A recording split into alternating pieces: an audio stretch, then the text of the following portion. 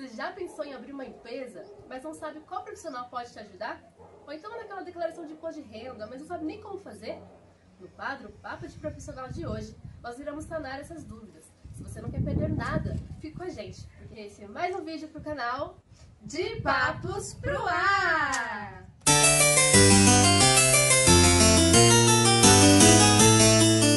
Nosso convidado de hoje é o William. O William ele é profissional da área de contabilidade. Seja bem-vindo, obrigado por aceitar o nosso convite. Nós temos algumas perguntinhas que nós vamos fazer para ele sobre a área, sobre qual as dicas que ele pode dar aí para nós nessa área de contabilidade. A Bi, você quer começar? A Bi, De hoje, né, o nosso profissional em que área você é formado? Primeiramente, é um prazer falar aqui com vocês, dividir um pouco do meu conhecimento.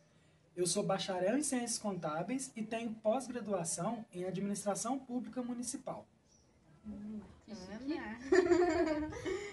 E assim, quem é formado nessa área, qual que é a média salarial?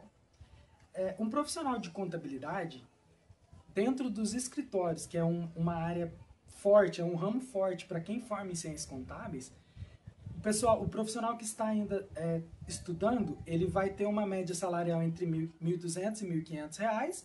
Após a formação, isso costuma variar de R$ 1.500 para 2 salários mínimos, e isso varia. Vale lembrar que formados que atuam na área ganham de acordo com o número de assessorias ativos em sua carteira de É clientes. muito de região. Você tem uma região super faturada, que é São Paulo, por exemplo, onde um profissional desse é muito valorizado. Então você tem algumas regiões aqui no nosso país que tem uma valorização muito boa para essa área de atuação. Né, como fazer ver onde você está atuando, né? Em qual região você atua ali para ver, né, se compensa fazer. O salário piso, né? Né? Sim, exato. Inclusive tem um conselho que determina esses pisos salariais, mas algumas regiões não seguem esse piso justamente por ter uma carência desses profissionais, e eles acabam elevando esse valor de mercado para atrair mais profissionais. Vamos lá. Hoje você atua em qual área? Como eu citei para vocês, eu tenho uma pós-graduação em Administração Pública Municipal. Por que eu fiz essa pós-graduação? A contabilidade, as ciências contábeis, ela te dá um leque de possibilidades muito grande. Você pode atuar dentro de um escritório, foi como eu disse, né? Fazendo a saúde financeira da empresa, desde a abertura até o fechamento mensal, fechamento anual, apuração de impostos. Você pode atuar na área de departamento pessoal, com fechamento de folha salarial. Você pode trabalhar na área financeira. Você pode atuar dentro da área pública, porque a contabilidade ela tem essa divisão. A contabilidade privada, voltada para as empresas, e você tem a contabilidade pública, voltada para os órgãos públicos. Então, o porquê da minha pós-graduação escolhida? Porque hoje eu atuo com administração pública voltada para municípios. Eu trabalho numa empresa que atende essa demanda. Então, por isso, da minha pós-graduação, já abrangendo uma dessas áreas que eu citei para vocês. No caso, a gente sabe às vezes que precisa ter um registro, né? No caso, você precisa ter um registro onde você trabalha, né? Nessa área, no consultório onde você trabalha. O contador das empresas, aquele que assina toda a documentação, que faz a entrega das declarações obrigatórias para os entes federados, ele precisa ter o registro no conselho. Esse conselho, ele garante que somente o profissional contábil seja responsável por tais responsabilidades. Então, você nunca vai ter um profissional formado, por exemplo, em administração, assinando como contador de uma empresa. Você não vai ter um profissional de educação física assinando como contador de uma empresa, porque o conselho garante justamente isso, que somente bacharéis em contabilidade possam assinar como responsável das empresas.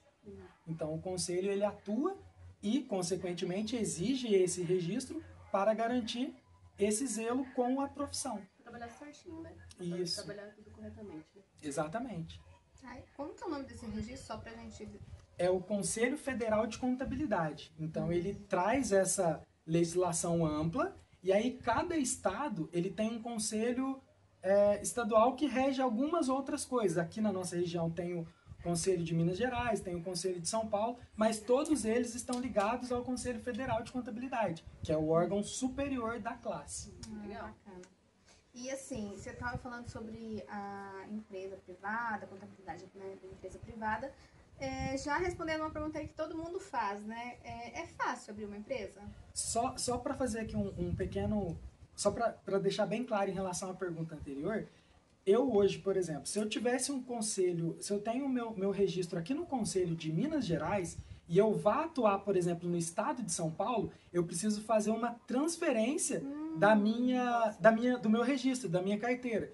Porque cada estado faz o controle dos profissionais ativos dentro do seu território. Então, o Conselho Federal rege, mas cada conselho estadual, ele é responsável pela quantidade de profissionais que ele tem. Então, hoje, eu atuando em Minas, o meu CRC, que é o meu registro, eu posso atuar aqui dentro. Se eu for para São Paulo, eu tenho que fazer essa transferência da federação.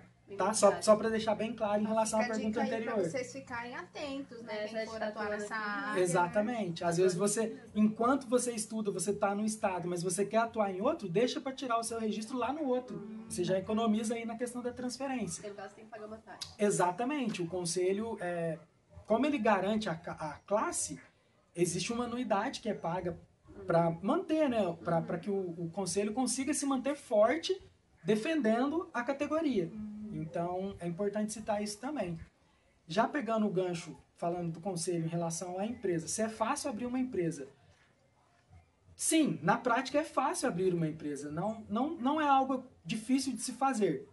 É muito importante que para fazer a abertura da empresa, você procure o profissional adequado, porque você pode procurar alguém que não tem o conhecimento necessário, e o que é algo que é para ser fácil, pode se tornar um problema. Né? Exatamente. E aí você tem, por exemplo, a partir do momento que você abre a empresa, suponhamos que você abriu da maneira errada. Você não precisa fechar e abrir de novo. Mas para regularizar, dá trabalho. E aí o profissional que te cobraria um valor X para fazer tudo certo do começo, ele pode te cobrar um X mais Y, porque ele está tendo que corrigir um erro. Então isso pode gerar um certo custo para quem tem interesse em fazer a abertura da empresa. E a coisa mais comum é as pessoas começarem de forma irregular para depois ir acertar, né? Exatamente. Mas na verdade não é o melhor caminho. Não é o melhor caminho. Não é o melhor caminho, porque o profissional, antes dele fazer a abertura da empresa, ele vai procurar, vou dar um exemplo para vocês. Eu quero abrir uma empresa no segmento de comércio digital. Eu quero vender produto digital. Eu quero vender camiseta, por exemplo, mas eu só vou vender online. O profissional capacitado para fazer isso, ele vai procurar dentro da legislação do município o que aquela empresa precisa ter de documentação antes mesmo da abertura. Então, quando ele fizer a abertura, ele já está ciente de tudo que aquela empresa precisa ter para se resguardar. Ele não vai abrir e depois vai ter que correr atrás da documentação necessária. Então, até alguma multa, né, por conta de alguma sonegação, alguma coisa que acontece, né? Exatamente. Ele está evitando todo esse tipo de situação que possa gerar custos, que possa ser onerosa para ele. Entendi. No caso, assim, nessa questão de abrir empresa, tem algum documento, assim, que já é o básico ali para a pessoa começar? O que ela tem, né? Para começar, eu quero abrir uma empresa. Para mim começar a abrir essa empresa, tem alguma outra documentação, né? Que já é o básico ali? A primeira pergunta que o profissional capacitado vai fazer para uma pessoa interessada em abrir a empresa é o porte da empresa. Por quê? Existem algumas modalidades, isso é bem técnico, tá? Então, por isso que eu sempre indico, procure um profissional, porque são detalhes que, se você for tentar entender, você vai perder muito tempo e não vai conseguir entender, porque é algo muito técnico. Existem modalidades de abertura de empresa. Então, eu quero abrir uma empresa e somente eu vou atuar na empresa. Eu sou único e exclusivo a pessoa que vai administrar essa empresa. Existe uma modalidade que é muito fácil e muito simples, que é o MEI, que é o microempreendedor individual. E existem modalidades que são mais complexas. Por exemplo, eu quero abrir a empresa, mas eu vou ter uma sociedade, eu tenho mais 2 ou 3 sócios. O profissional capacitado, ele só vai te indicar o enquadramento de acordo com o que você passar de especificação para ele. Então, nesse exemplo que eu acabei de dar, eu quero abrir uma empresa, mas eu tenho sócios. Então, existe uma modalidade específica para atender essa pessoa que tem essa necessidade. Então, de acordo com a necessidade do cliente, vai ser aberta e vai ser enquadrada dentro daquilo que ele precisa. Não só sócios também, mas como funcionários, né? Às vezes ali vão colocar, né, só a sociedade, mas tem funcionários. Exatamente, isso vai afetar também. Exatamente. Colocar, né? Isso vai ter que interferir, então, ali. Interfere na questão da modalidade do enquadramento. O MEI, por exemplo, que é o mais simples, é o mais rápido e prático. O MEI, ele pode ter funcionário, mas ele pode ter uma quantidade limitada de funcionários. Exatamente, um máximo de funcionários.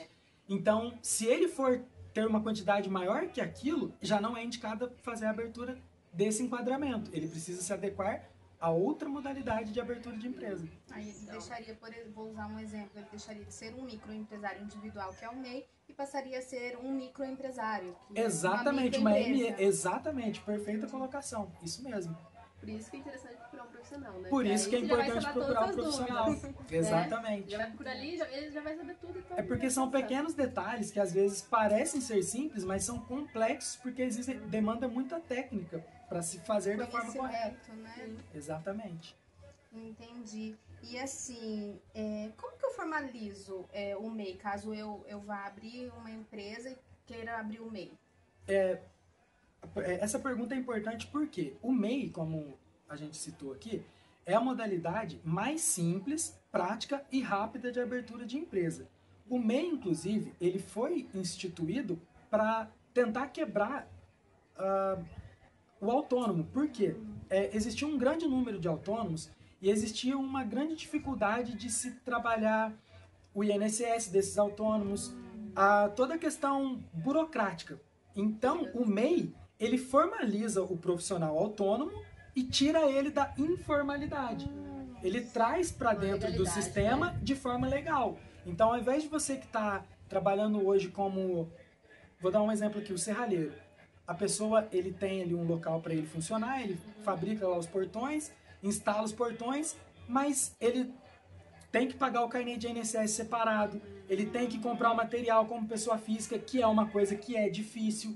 A partir do momento que ele se formaliza como MEI, ele vai ter um CNPJ, automaticamente ele abre as portas para conseguir fornecedores, ele tem, ele recolhe o INSS, todos os impostos, dentro de uma pequena taxa que é cobrada do MEI, e ele fica formalizado perante todos os entes, ele fica legalizado perante o município, perante o Estado, perante a União. Então ele sai da informalidade e entra dentro da formalidade e traz benefício para todo mundo, seja para o governo, para ele mesmo. Uma vantagem para ele, né? Exatamente. Ele vai ter, por exemplo, a possibilidade de fazer a emissão de uma nota fiscal, coisa que como autônomo é muito difícil.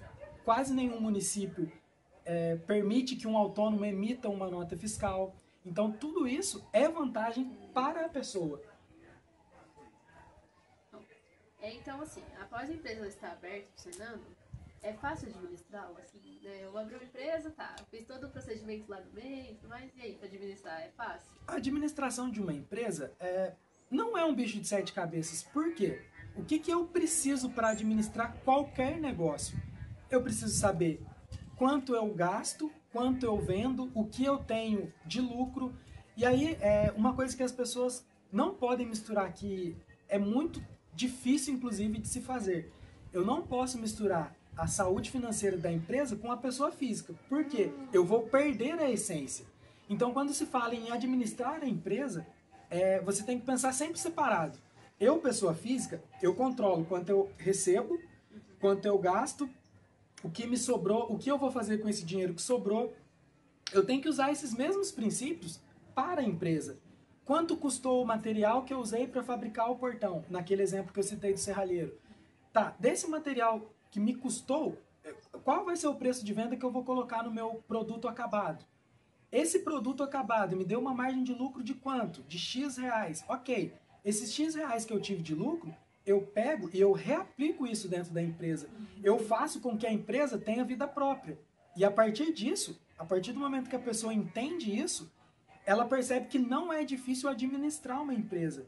Pegando esse gancho da questão da administração da empresa, existem diversos cursos gratuitos, inclusive o Sebrae, ele ministra muitos cursos gratuitos voltados para esse público, do microempreendedor individual, das MEs, das pequenas empresas, empresas de pequeno porte. Por quê?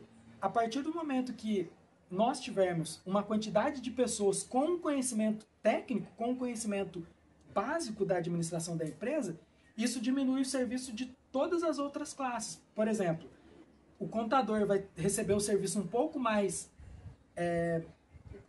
detalhado. Por quê? Porque o próprio administrador da empresa, ele cuida da parte administrativa. E ele entrega toda a documentação exatamente, de forma correta, de forma que demanda menos tempo da parte do profissional. Exatamente. Vai ser bom até para o empresário, né? Já vai Sim. ter o braço dele ali já fazendo toda a parte burocrática, né? Da empresa Eu vou dele. fazer só um parênteses aqui. Não tava, gente, no script não de perguntas. Mas assim, só pra gente frisar. Muita gente confunde administrador com contador. Sim, Muito, confunde. muito. E tem uma diferença gigantesca nisso, né? Sim. Você quer falar um pouquinho pra gente sobre essa diferença? Sim, eu já trabalhei em escritório e exatamente isso que você comentou. As pessoas chegam no escritório e elas acham que o escritório é o responsável pela administração da empresa, quando na verdade não é esse o pensamento. Por quê? O que é o papel do contador? O contador, ele vai ser o responsável pelas declarações, ele vai ser o responsável pela entrega da documentação que o governo exige, seja a nível municipal, estadual, federal. Mas a administração, quem tem que ter o conhecimento do custo, o conhecimento de quanto cada funcionário produz, o que cada funcionário dentro da minha empresa é capaz de aumentar de produtividade, ou a demanda que eu tenho, eu consigo atender em quanto tempo, tudo isso são questões administrativas que não competem ao contador. O contador ele tem um papel muito importante, porque somente ele pode fazer algumas coisas, mas a administração da empresa compete ao empresário, ao administrador da empresa, e não ao contador. Muito importante sua observação. Isso é uma dúvida recorrente. Muitas pessoas confundem isso. Exatamente. Eu ouço bastante isso. Ah, Ju, mas você sabe... Não, É que a gente. Ju, quem não sabe, ela fez de administração, né? Eu sou administradora, eu sou bacharel em administração. E aí muita gente fala pra mim assim, mas você sabe fazer uma DRE, você sabe fazer um fechamento, você sabe... Eu falo, gente, saber eu sei. Porque na faculdade a gente aprende, mas eu Sim. não posso fazer. Sim. Eu posso até fazer o cálculo pra mim ter uma noção. Mas eu não posso assinar isso para alguém, eu não posso mostrar isso para alguém e falar, olha, esse documento, ele é válido, ele tem... Não, porque não é. Então, como administrador, eu não tenho essa função, eu não posso. Inclusive, você não pode, porque nós citamos agora há pouco o conselho. Exatamente. O conselho, ele garante exatamente isso, que somente a classe contábil seja responsável pela assinatura do documento. Então, essa segregação parece algo burocrático, mas na verdade é uma garantia das profissões. Sim. Isso que vai fazer com que a profissão nunca acabe. Cada um na sua função. Cada um na sua Se função. fosse, né, o engenheiro, Eu tenho né? o meu registro, então o meu registro é meu, da minha classe, o dele é da dele, Exatamente. e assim, É né? o engenheiro, só ele assina, né? Não pode outra Exatamente. pessoa assinar por ele, né? Uma casa. Por exemplo, as pessoas pensam que a contabilidade em si é fazer contas, quando é. na verdade a contabilidade ela vai além. Inclusive, ela é uma ciência social. Por que ela é uma ciência social? Só para citar para vocês, né? Existe uma área de atuação na contabilidade que é a contabilidade ambiental. O que é essa contabilidade ambiental? Ela serve justamente para controlar o impacto de uma determinada empresa através dos números, do impacto que essa empresa tem, seja positivo ou negativo, no meio ambiente, em relação à população. Um exemplo. Eu quero abrir uma empresa, eu tenho muito dinheiro, eu quero abrir uma empresa que ela vai fabricar tijolo ecológico. Olha só, é uma ideia muito boa, é algo que pode ser trabalhado, é algo que pode dar muito certo e que causa um impacto social, um impacto ambiental, ecológico muito positivo. Existe uma área dentro da contabilidade que mensura esse tipo de situação.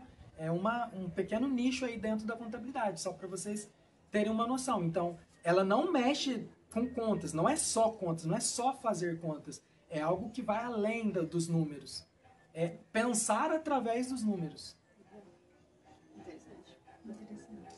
No caso, né, falando de pequenas empresas, né, que seria o MEI, é interessante, né, o MEI, pequenas empresas, ter um contador, ter ali, né, precisa do contador, ter um contador já assim para a empresa? Atualmente, eu vou falar na parte legal. Atualmente, o MEI, que é o que a gente citou, que é a modalidade mais fácil de abertura, ele não precisa de um contador para fazer a entrega das suas obrigações. Inclusive, você encontra, como eu citei aquela hora, no Sebrae, você encontra cursos que te ensinam o que você precisa fazer, tanto para administrar, quanto em relação à declaração anual que o microempreendedor tem que fazer. Que é uma declaração que não precisa de um contador para ser entregue. Então, o MEI hoje, ele não tem a necessidade de ter um contador. Se você atingir um nível que a sua empresa está muito grande, que você acha que o seu conhecimento não basta, é válido você procurar um profissional, procurar um contador.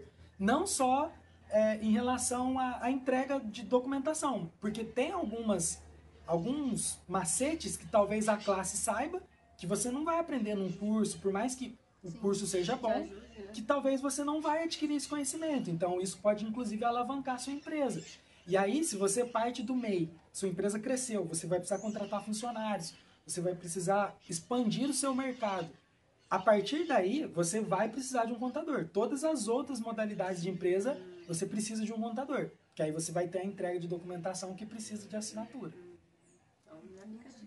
Isso. Então, assim, é como se você estivesse evoluindo, vamos falar assim. Você começa pequenininho, e aí aos poucos você vai crescendo, e automaticamente você precisa de um profissional, não só de contabilidade, mas se você atingir um nível que você, por si só, não consiga administrar a sua empresa, existem profissionais que fazem esse serviço. Os administradores, eles servem justamente para isso. Exatamente. Eles têm um conhecimento que nenhuma outra profissão tem. Porque criou-se uma ideia também de que qualquer pessoa pode administrar um negócio. E pode, mas vai atingir um momento que o nível de conhecimento dela não é suficiente. Não basta para administrar um negócio. É como se o administrador e o contador trabalhassem juntos. Exatamente. Para fluir bem a empresa. Exatamente. E empresas que, se a gente fosse citar aqui empresas que deram muito certo, você tem inclusive as pessoas que começaram com a ideia, um certo momento que ela sai da administração e contrata um CEO, porque é aquela pessoa que tem muita bagagem, que tem muito conhecimento e que faz aquela empresa que já é boa alavancar mais ainda. Então, cada classe, dentro daquilo que ela atua, ela vai entregar o melhor para o seu cliente. E assim, deixa eu te perguntar, William. Agora, nesse momento de pandemia, o pessoal tá todo mundo com receio, com a mão meio que ali no bolso, não pondo muito os projetos em andamento. Você acha que é assim, arriscado? Você acha que é um bom momento abrir um negócio nessa pandemia? O momento correto de abrir um negócio é a partir do momento que você tem uma ideia, você estuda essa ideia, você faz um estudo você faz um projeto em cima daquela ideia, e se essa ideia é algo que você, dentro do seu estudo, você percebe que é uma necessidade do mercado, qualquer momento é momento de abrir a empresa, inclusive numa situação de pandemia. Inclusive, tem pessoas que conseguiram se sobressair de uma situação estava totalmente desamparada, muitas pessoas perderam o emprego, e essas pessoas conseguiram simplesmente com alguma ideia, eu vou falar mirabolante porque, querendo ou não... Inovadora. Exato. Né? As grandes empresas que a gente tem de referência no mundo hoje surgiram de ideias mirabolantes do nada. Vou pegar um exemplo aqui de uma rede social, o Facebook. As pessoas estavam numa faculdade, sentiram a necessidade de se comunicar dentro da faculdade, criaram uma rede social. A partir do momento que aquela rede social serviu para atender mais pessoas, eles expandiram o negócio e deu super certo. Enorme. Exatamente. E aquelas pessoas começaram com pouca coisa, demandavam um pouco sim de conhecimento, mas é essa questão que a gente está falando. Se você tem uma ideia, se você trabalha essa ideia, se você faz contato, se você pesquisa com pessoas capacitadas que vão agregar, qualquer momento é momento de abrir uma empresa. Seja pandemia, seja um momento que o mercado está em baixa, seja um momento que o mercado está em alta. Então, qualquer momento é momento de abrir uma empresa. Só um adendo que eu gosto de fazer aqui. As pessoas que geralmente têm um controle pessoal financeiro bom, elas tendem a alavancar negócios. Então, por exemplo, se você administra muito bem as suas finanças pessoais, você tende a alavancar um negócio, porque você já tem dentro de você uma questão que é única, exclusiva, que é a questão de ser um controlador, ser um administrador da sua própria vida.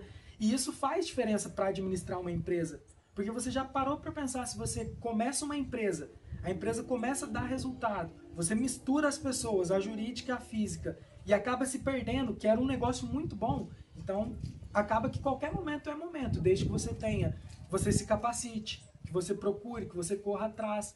Inclusive, tem muito conteúdo na internet sobre administração de empresa, sobre contabilidade básica. É importante o administrador da empresa, o dono da empresa, ter um conhecimento dessas questões, pelo menos um pouco, porque às vezes o administrador quer passar para ele uma situação, o contador quer passar uma situação. Se ele tem um pouco de conhecimento, ele absorve melhor, ele aplica esse conhecimento melhor. Então é muito importante. Também não é passado para trás, porque vamos falar a verdade, Exatamente. Existe muito profissional aí que é mau caráter, gente. Sim, então, existe. Ir atrás de um profissional que seja assim bem reconhecido, que tenha recomendações, Exato. que já tenha um portfólio legal, né? Faz toda a diferença para dar certo também, né? Exatamente, porque assim, uma outra questão também a respeito disso. Existem pessoas que elas estão preocupadas com a quantidade. Quanto mais empresas eu tiver, mais dinheiro eu vou ganhar. E muitas vezes você pega uma quantidade de empresas para ser o contador, para ser o administrador, para ser um assessor, e você não dá conta de entregar um serviço de qualidade. Então, vai ser um tiro no pé. Porque você acha que você está ganhando, em pouco tempo você vai começar a perder. É melhor você ter poucos clientes e entregar um serviço ótimo de qualidade, porque assim você vai alcançar um mercado maior e quem sabe assim você consiga fazer o seu nome, virar uma referência no mercado. E é isso que vai agregar, é isso que vai dar valor à sua profissão, e não a quantidade de empresas que você é contador ou a quantidade de empresas que você assessora. Nossa, bacana, ótima dica, gente. Fica aí de olho com a gente. Só para nós finalizarmos, o pessoal tem muita dúvida em relação ao imposto de renda. Como é que faz? Quem declara? Quem não declara? O que a gente vai fazer? Qual o valor, né, que começa a declarar? O imposto de renda da pessoa física é um tema que gera muitas dúvidas também, porque também é algo que não precisa de um contador para ser feito, tá?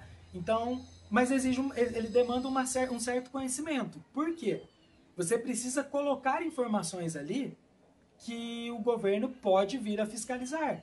Se você coloca uma informação que você não domina, que você não sabe o porquê daquilo, isso pode te acarretar em problemas. Então, por que é aconselhável procurar... Exatamente. E quando eu estou falando de problemas, isso gera custo, isso gera gasto.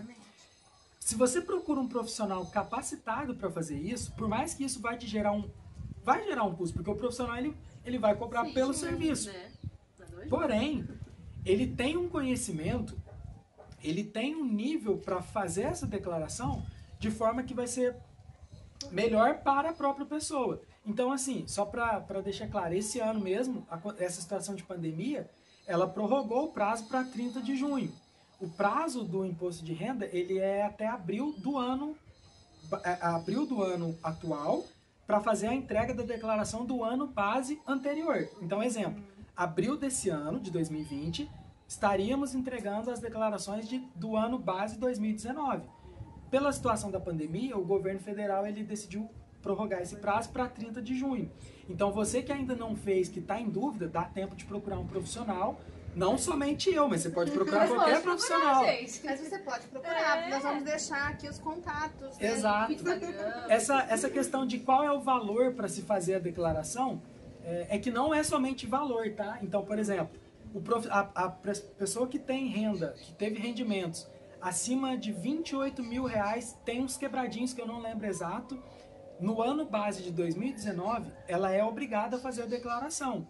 Mas existem pessoas que não tiveram esse rendimento total no ano, mas ela pode se encaixar em outras modalidades. Por exemplo, recebimento de herança.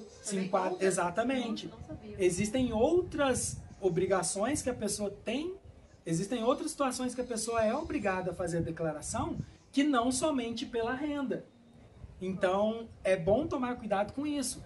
Essa dúvida, por exemplo, se você jogar lá no Google e pesquisar quem é obrigado a fazer a declaração do imposto de renda, ele vai te listar exatamente as situações em que é obrigado a fazer a declaração. Então, não se baseiem somente na renda. Na dúvida, dá um Google lá, ficou em dúvida ainda, procura um profissional que você vai sanar essas dúvidas. No caso dos bens, a lei da herança, vamos supor que a pessoa tem bens. Exatamente. Tem várias casas, né? Tem vários Isso. carros. Isso enquadra? Exatamente, isso se enquadra também. Existe um número, um valor de bens, se você tiver, se eu não me engano, é R$300 mil em bens. Você é obrigado também a fazer a declaração. Se eu não me engano, a partir de R$300 mil de bens, de patrimônio, né, que eles chamam. No seu nome, né? Exatamente, você também é obrigado a fazer. Então, essas 3 situações que nós citamos, tem mais, tá? Tem que pesquisar lá, porque eu também não lembro todas de cabeça. Mas essas 3 situações são as mais comuns, que seria o espólio, a pessoa que herdou, né, que teve a herança, a pessoa que atingiu aquela renda e a pessoa que tem o patrimônio naquele valor. Exato. Mas existem mais algumas situações, tá? Não, mas é bom ficar de olho, né? Porque às vezes a pessoa acha que é só o salário, né? Sim. Eu recebo um salário mínimo, ou mais não preciso, né? Mas igual ela falou, recebeu uma herança, aí já... Exatamente. Declarar, né? Então, vamos ficar de olho.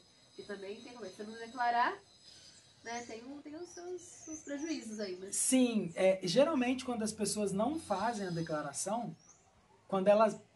Suponhamos que você perca o prazo de 30 de junho.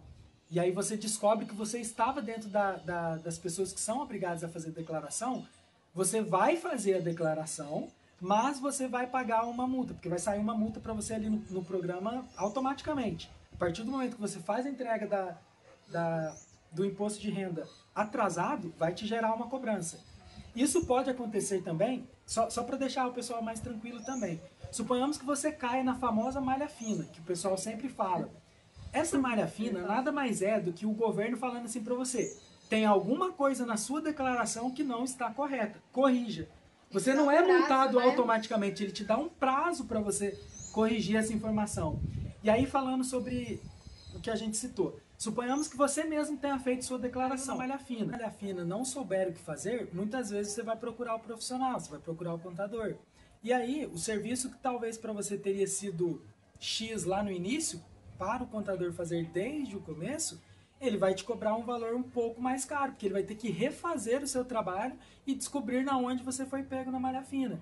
Então, por isso que muitas das vezes é indicado que você sempre procure o profissional contábil, porque ele tem um conhecimento e vai te ajudar de uma forma mais segura, vamos dizer assim. Mas então... tempo e dinheiro. Exatamente. E aí tem aquele prazo, então. Eles te dão esse prazo para você poder ir lá e corrigir. Isso, a Receita sempre vai te dar um prazo. Ela não te multa imediatamente. Ela vai te dar um prazo, você vai retificar, fazer a correção, vai entregar novamente e aí ela vai acatar ou não. Vai dizer, realmente agora tá ok, ou então refaça porque ainda tem ela uma não pode situação. fazer de novo ainda. Sim. Isso pode ir se repetindo até você corrigir o que ela realmente precisa. Não deixa dar mais vezes. Isso, mais que seja corrigido, né? exatamente. Bacana. E é isso, gente. Espero que vocês tenham gostado. William, obrigada por vir trazer para nós essas informações, essa troca de experiência. Foi um papo bem legal, né? Sim, bem interessante. Muito obrigado pelo convite. É um prazer ter participado aqui com vocês. E fica abertas as portas para que, se no futuro tem algum outro tema, alguma outra coisa que a gente possa tirar de dúvida, estamos aí. Se tiver alguma dúvida, né, que a gente não perguntou aqui, né, não respondeu, vocês podem deixar no comentário, né, que a gente vem, né, aí ele vem de novo, ou a gente faz por dele, ele responde, né. Nós vamos deixar, tem Insta, pode deixar um Insta, né? Facebook, O pessoal né? entrar em contato. Ok, tem sim. Precisar do serviço dele, né, gente? Exatamente. Me sigam lá, hein? Então, se você gostou, não esqueça de deixar um like, Compartilha. né, se inscreva no canal, né, que tem muitos vídeos, né. Já temos o vídeo do Alisson, do Daniel, são profissionais, né, na área. A gente já tem os vídeos, se vocês quiserem, tem a playlist, né, que a gente pode deixar aqui também nos comentários. E é E isso. com certeza a gente vai trazer o Will de volta, gente, com mais aí informações pra vocês. Sim. É isso então, gente. Obrigada. Né? Beijinho. Até a próxima. Tchau.